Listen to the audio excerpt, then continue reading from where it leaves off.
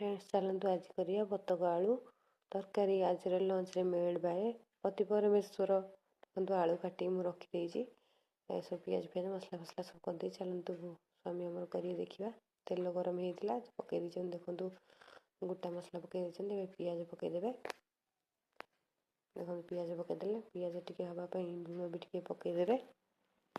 से लुण पकाता आम चलते भात बसई चुली रे देखा तो केबे केबे चुली लगे के मन करे मुझे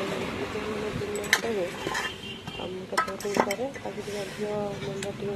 चुली भात बसई भात भी होगा माँ आसिक गाड़े चलन देखिए से कौन कर देखो पिज हो गला से अदा अदा शुखिला लंका आउ जीरा बटा को पकईदे तापर रसुण बटा रखिंट पकईदे ये देखो रसुण बटा पकईले पकईदे गोटे घाटी गुंडा देवे पानी पकईकी तापर हल्दी गुंड लंका गुंड बिलाती फिलाती दे कषिबे से देखो पकईले ये कषा केत बिलाती लंका गुंड पकई मुझे देखी नहीं आँ से कषि देते देखूँ मो पु कांतला पलि देखो मांस को पकईदे मांस पकईदे कषि टे पानी बाहर पर्यंत कषिए कषिए कषिए तापर मझे ढाकुणी दे कषुवे देखो ढाकुणी दे कषुले से काढ़े देखो से पानी बाहरी गला बतकरू तापर टे कषि कषि कषि कषि ताकू टे 5 मिनट तले लगे सेमती कषिवे जमी मटन करेंगे सेमती मटन करते प्रोसेस पूरा डिटो सेमती मटन जमी करते सेमती करेंगे तापर मु आलू सीझे रखी सीझे ना तो कंचा आलू भजा ही नहीं से प्रेसर सीटी मरा हाँ बोलिका मांसटा टे सीझबनी से कंचा आलू पकईबे भजा ही नहीं आप चाहिए भाजिकी भी पकई पारे दे कषिबे पकई गोटे